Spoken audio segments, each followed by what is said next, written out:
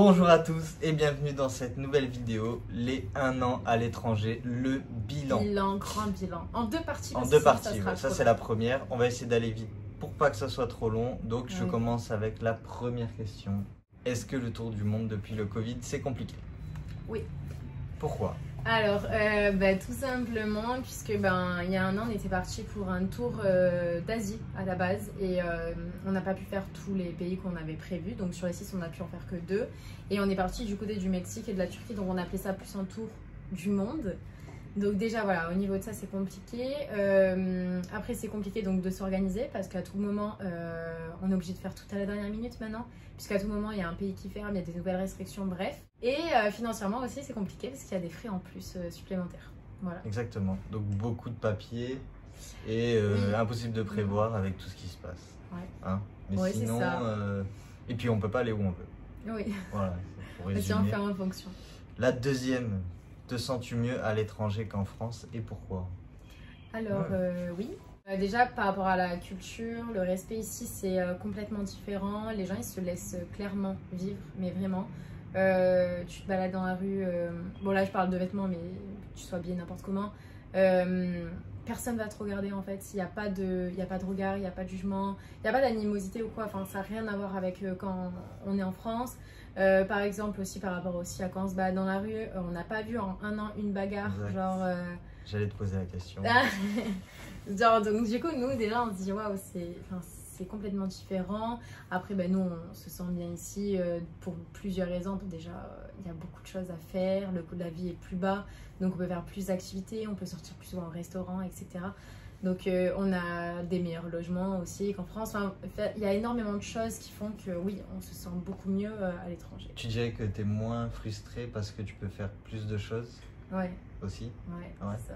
Parce que tu es plus souvent dehors, tu t'amuses plus? Oui, en France on se faisait 2 restos par mois. Ouais. Genre ça rappelle? Ouais, on se fait 2 bons restos par mois, et tandis que là, tous les jours on mange dehors en fait. Donc c'est un autre style de vie. Et tu trouves que ils sont plus respectueux là pour l'instant, tous les gens qu'on a vus? Oui. Mais tu vois ta question comme si j'étais partie toute seule. Non, mais c'est pour que les gens ils comprennent un peu. Non, on le dit souvent, mais c'est vraiment ça, c'est qu'on se sent... D'accord. Troisième question alors. Go. Comment gérer le décalage horaire? Alors, notre meilleure astuce, puisqu'on a essayé plusieurs astuces. Donc toi, comment tu fais? Nous, comment on fait? Je suis l'intervieweur.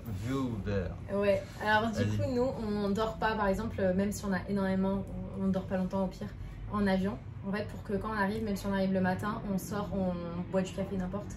En fait, qu'on s'épuise pour que quand on tombe la nuit, en fait, on se couche et on prenne directement le rythme. Après, il y en a qui gèrent pas comme ça, donc chacun gère à sa façon. Mais nous, la fois, on avait dormi pendant le transport, donc pour Bali, la première fois, on a mis 1 semaine à s'en remettre. Donc, c'est notre meilleure astuce, c'est d'être vraiment KO et de dormir au moment où la nuit tombe. Et du coup, automatiquement, vous prenez normalement le rythme. Voilà. Je rajouterai juste une chose, c'est que c'est bien si vous faites... Ah ouais, après, si vous êtes en vacances, peut-être vous n'avez pas envie de faire du sport, mais... C'est bien de reprendre directement votre routine si vous faites un peu de sport le matin, de manger cash aux heures, même si vous n'avez pas très faim, vous mangez un petit truc aux heures du pays où vous êtes, et pour essayer de forcer le truc, voilà. Ouais, c'est ça. Après, c'est fatigant quand même. Hein. Oui, un peu, mais ça peut se gérer mieux, je pense. Voilà. Clair. Buvez bien, mangez bien, 5 fruits et légumes par jour. Ouais, c'est pas pire. Attendez, je sais plus où j'en suis. Comment gérez-vous le manque? Question numéro 4. Comment gérer le manque des amis et la famille? Ça va, on le gère assez bien quand même. On fait pas mal de FaceTime, même si en vrai on n'a pas énormément le temps, mais on fait un maximum de FaceTime. On les assure tous les réseaux sociaux, donc on prend de leurs nouvelles régulièrement. Nous, on se dit que tant qu'ils vont bien, tant mieux. Et que nous aussi. Après, c'est clair qu'il y a des moments où on se dit il nous manque, on aimerait qu'ils soient là à tel moment ou quoi. Là, par exemple, dans 2 jours, c'est Noël. On se dit ça serait trop cool s'ils auraient pu être là avec nous. Ouais. Donc voilà, il y a des petits moments comme ça où c'est un peu compliqué, mais ça va, on le surmonte dans le sens où on se dit bon, tout le monde va bien, on relativise vachement. Et le petit truc qui fait aussi qu'il y a ce manque là, c'est que c'était pas prévu, mais à la base en fait on devait plus se voir, mais avec la pandémie c'est trop compliqué de voyager. Exactement. Donc oui, c'est compliqué, j'ai pas vraiment d'astuces pour ne pas y penser et pas avoir de manque. FaceTime. Ouais. Best astuce. Voilà. 5e question alors. Côté administratif, comment ça se passe? Loyer, assurance, etc. Vas-y, J'ai perdu la page. c'est pas grave. Alors, niveau loyer, très simple, ça n'a rien à voir avec les procédures que vous connaissez en France. Nous, niveau loyer, en fait, vous allez sur place, il vous faut de l'argent et votre passeport. Des fois, une caution. Ouais.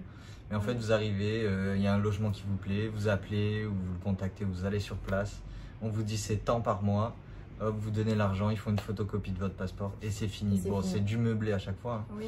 Et voilà, après, Après, tout ce qui est électricité, Mm. tout ça, c'est déjà dedans, généralement, Internet, etc.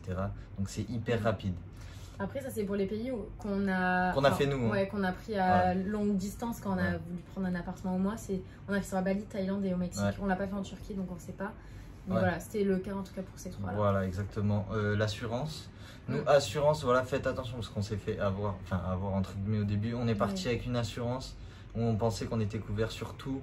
Et en fait, on n'était pas couvert sur les sports à risque, même du vélo, Ça fait même si tu quoi, fais du ouais. jet ski, enfin des trucs assez simples, même si tu vas nager avec, je sais pas, des requins. Même en snorkeling, tu t'es pas ouais. assuré en fait.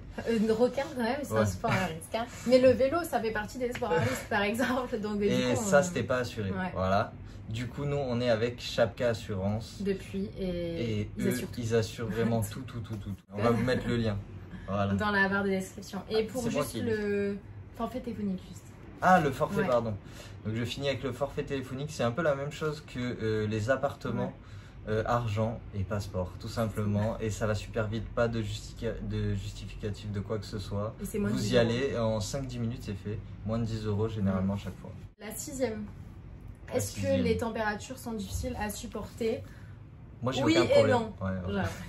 Pour ma part, moi, j'ai aucun problème avec la chaleur. Donc, tout va Ils bien. transpirent pas rien, Voilà. genre tout va bien.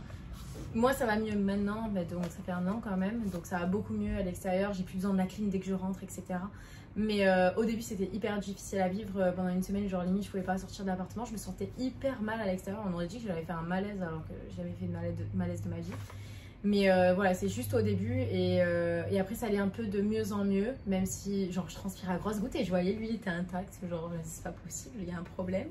Et après ça allait beaucoup mieux, enfin en tout cas maintenant ça va beaucoup mieux. Donc, t'as pas de conseils ouais. Habitude. Moi non plus, je sais Franchement, pas quoi vous habitude, dire. Ouais. ouais. Et éviter au pire de faire, parce que j'ai fait au début, de faire des trop gros changements de température, justement de rentrer et de mettre la clim à fond. Ah, Parce que du coup, impossible de. Ouais. C'est ce que tout le monde fait et c'est ce que tout le monde conseille, mais je pense que tout le monde continue à le faire.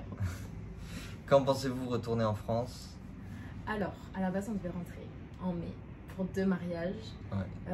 Mais on Bah, sait pas. normalement, peut-être On sait pas. on aimerait vraiment rentrer Ouais. tout en mai, J'espère, voir la ouais. famille, il y a des mariages, on a plein d'événements, ce serait cool. Mais vous savez, avec tout ce qui se passe, Ouais, ça va être C'est compliqué. trop compliqué. Surtout. Donc, on verra, mais on verra. Ouais. On peut rien On croise dire. les doigts. Ouais, ça, on peut plus prévoir à l'avance, vraiment, comme on vous l'a dit au début de la vidéo, c'est impossible avec tout ce qui se passe. Ouais. Les Français étrangers sont bien acceptés. C'est l'avant-dernière, c'est la Oui. 8e. Attention, vite. Oui, partout. Oui, Oui, on n'a eu aucun problème partout où on est allé. super. Bien. On a juste noté un truc, c'est que des fois, donc t'es bien accepté quoi qu'il arrive. Oui. Euh, Ils sont chaleureux et tout. le seul truc qui est différent, c'est des fois les prix Ah.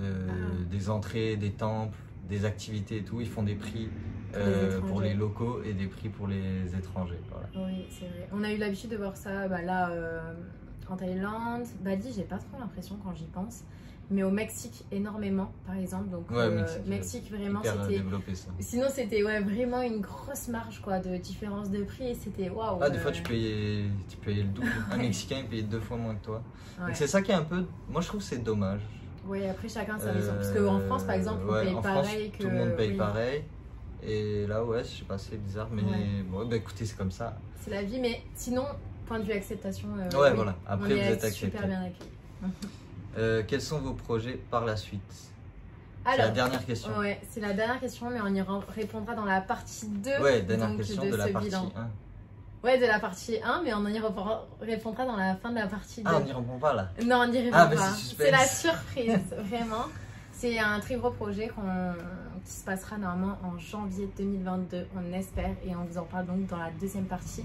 Restez connectés, n'hésitez pas À à vous abonner. liker, vous Pour savoir abonner. la partie 2. Ouais, merci. Likez, ça nous soutient vraiment et on a des gros projets donc restez connectés. Ouais, Hein. bye. Bisous, ciao Bisous, ciao. ciao.